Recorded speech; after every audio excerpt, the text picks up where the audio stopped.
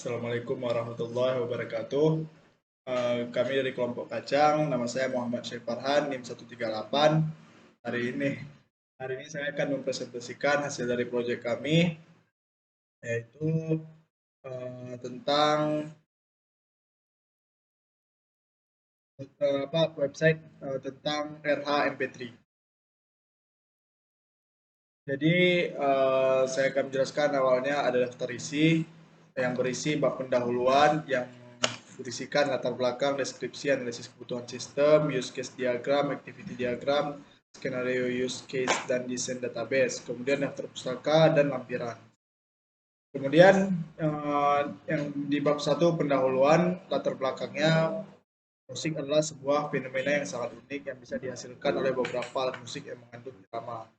Ini kurang lebih berisikan tentang pengertian dari musik, asal-usul musik, sejarah musik, dan berbagai fungsi musik dalam kehidupan. Karena musik ini sudah menjadi budaya yang populer, musik juga dapat memberikan perkembangan yang sangat signifikan. Bisa kita lihat berbagai aktivitas manusia itu sudah sangat bergantung dengan musik. Bahkan ada beberapa metode pembelajaran menggunakan musik sebagai salah satu metodenya agar lebih mudah dipahami. Salah satu aliran dari musik adalah musik hip hop yang identik dengan musik komunitas Black yang memang original berasal dari kebudayaan Afrika Amerika. Musik hip hop juga dikenal sebagai musik rap berdasarkan dari Laksono tahun 2015. Musik hip hop dikenal dengan istilah gaya bling-bling, di mana para penyanyinya menggunakan perhiasan, mobil, dan barang-barang bermerek mulai menjadi tren pada akhir tahun 90-an. Hal ini sebenarnya bukan sekedar gaya, tapi lebih sebagai kompensasi dari tekanan hidup yang dialami oleh komunitas kulit hitam selama ini. Karena seperti yang kita ketahui, rasis kepada kaum kulit hitam di barat itu sudah sangat berlebihan. Mereka menganggap kulit hitam adalah minoritas yang tidak sederajat dengan anggota kulit putih. Jadi mereka menindas mereka. Ini adalah salah satu ungkapan perasaan dari masyarakat kulit hitam. Makanya mereka menciptakan budaya musik hip hop yang menjadi ciri khas dari orang kulit hitam di Amerika. Yang di B-nya ini ada RH MP3. Deskripsi dari RH MP3 adalah aplikasi berbasis web yang menyediakan lagu-lagu bergenre rap dan hip hop yang sedang naik daun pada masanya. Di dalam aplikasi ini, para pencinta rap dan hip hop dapat mendengarkan lagu kesukaan mereka dengan interface yang menarik. Deskripsi yang pertama ada internet. Di sini jelaskan tentang pengertian dari internet yang sudah kita ketahui bersama, yaitu suatu jaringan komunikasi yang menghubungkan suatu media elektronik dengan media lainnya. Standar teknologi pendukung yang dipakai secara global adalah TCP/IP. Ini merupakan protokol pertukaran paket atau switching communication protocol yang dapat digunakan untuk banyak pengguna. Itu kami dapatkan sumbernya dari Walidaini dan Muhammad Arifin tahun 2018. Kemudian yang kedua ada sistem operasi komputer. Pengertiannya adalah perangkat lunak sistem yang dijalankan langsung saat komputer booting atau mulai hidup, yang bertugas untuk memanajemen perangkat lunak dan perangkat keras yang terhubung. Jadi seperti yang kita ketahui, komputer itu punya 3 perangkat dasar. Itu perangkat lunak, perangkat keras, dan brainware. Jadi ketika komputer mulai dihidupkan, sistem operasi ini adalah yang menghubungkan antara fungsi perangkat keras dan perangkat lunak agar komputer bisa dijalankan dengan baik. Di sini juga ada pengertian perangkat lunak dan sebagainya. Kemudian yang C ada analisis kebutuhan sistem. Analisis kebutuhan merupakan bagian dari proses kebutuhan perangkat lunak yang berperan menjembatani jurang yang sering terjadi antara rekayasa kebutuhan dan perancangan perangkat lunak. Berasal dari Pressman tahun 2008, ini bertujuan untuk menyempurnakan kebutuhan yang ada.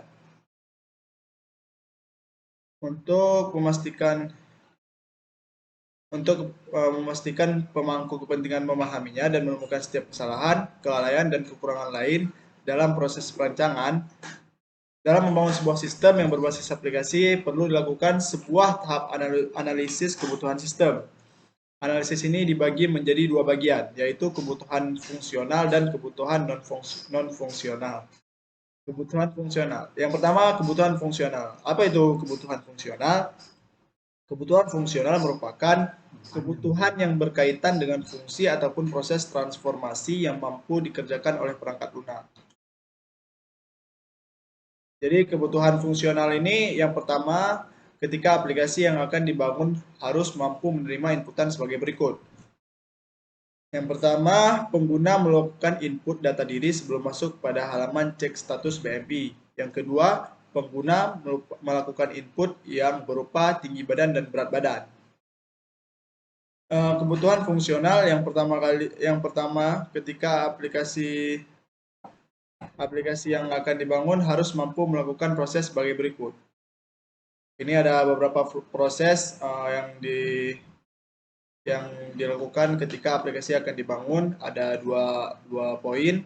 Kemudian ada kebutuhan fungsional yang pertama ketika aplikasi yang harus dibangun mampu memberikan output sebagai berikut.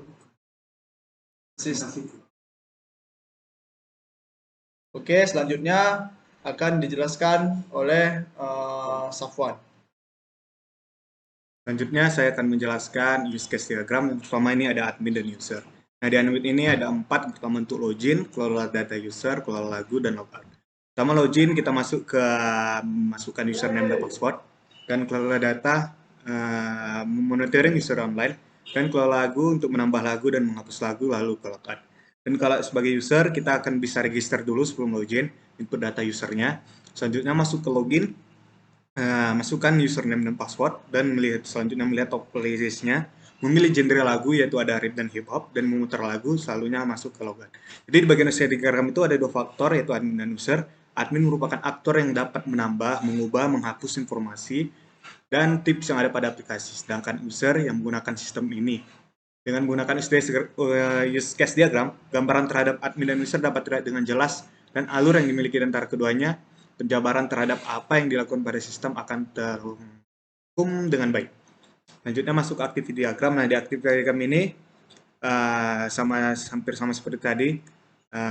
Di sini ada user, masuk ke login, masuk homepage user, melihat top playlist, memilih genre lagu, memilih rap atau hip hop, memutar playlist, mendengarkan lagu, logout, dan masuk kembali lagi sebagai user. Itu juga karena adminnya. Di activity diagram ini menyimpulkan bagaimana sistem bekerja. Activity diagram dibentuk setelah pembuatan sistem use case diagram tadi. Ini sekarang use case diagram dan desain database. Nah, ini yang tadi seperti saya jelaskan. Jadi deskripsinya RHMP3 ini aplikasi berbasis web yang menyediakan lagu-lagu bergenre rap dan hip hop yang sedang naik daun pada masanya. Di dalam aplikasi ini, para pecinta rap dan hip hop dapat mendengarkan lagu kesukaan mereka dengan interface yang menarik.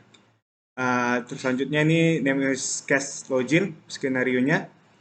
Nama skenario normal, memasukkan username dan password, reaksi sistemnya mengecek valid tidak datanya inputan, masuk ke dalam halaman utama, lihat list lagu yang tersedia.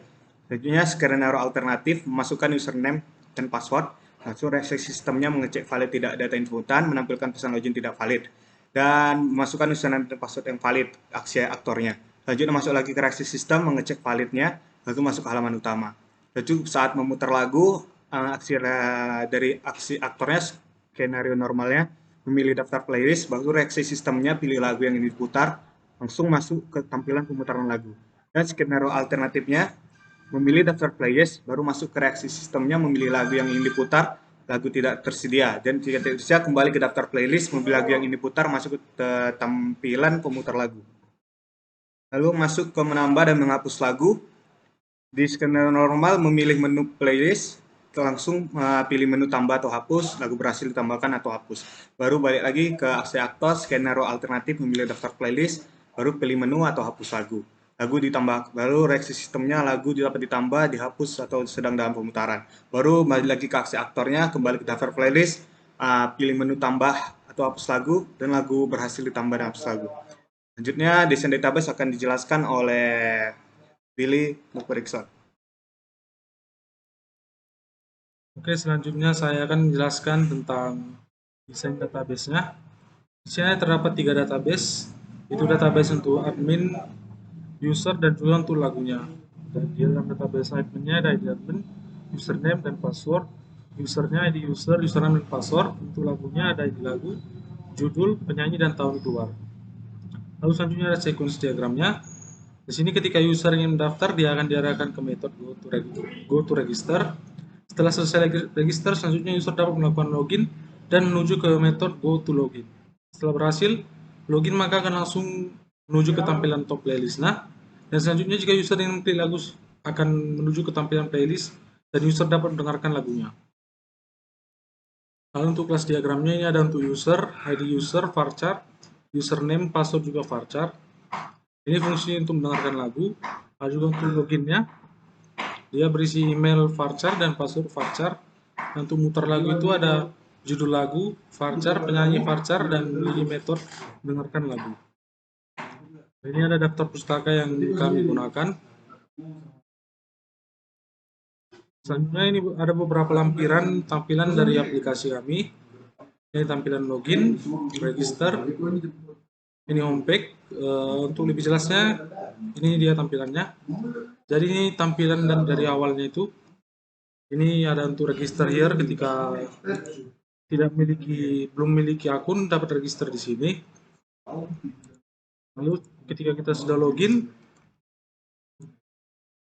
dia akan masuk ke tampilan top playlistnya. Lalu jika kita klik tampilan salah satu lagunya ini, lalu playlist ini akan keluar.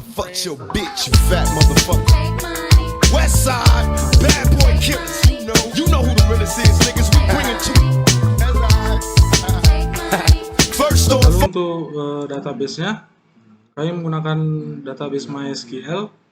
Sebenarnya ini belum lengkap hasilnya Kak, karena belum ada untuk login adminnya, kami belum buat. Database-nya cuma untuk menyimpan data-data login dan registernya. Sekian presentasi yang dapat kami jelaskan. Jika ada kekurangan, kami mohon maaf. Terima kasih.